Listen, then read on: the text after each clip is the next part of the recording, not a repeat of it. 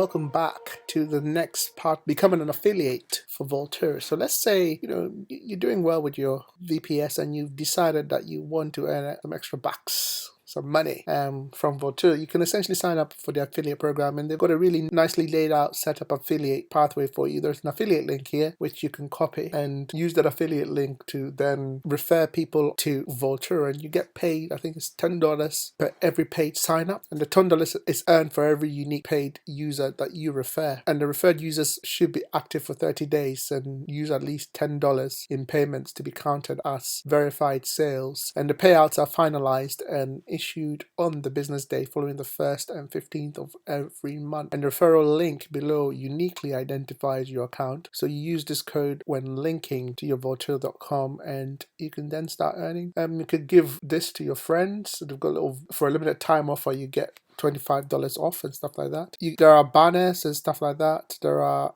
stats and payouts. So if you really want to take this seriously and promote it, you could do that as well. I think there might be some people who might be interested in the affiliate side of Vultr, and you can promote it if you'd wish to do so. So yeah, it's all here for you. All right, I hope you found this video useful. On to the next.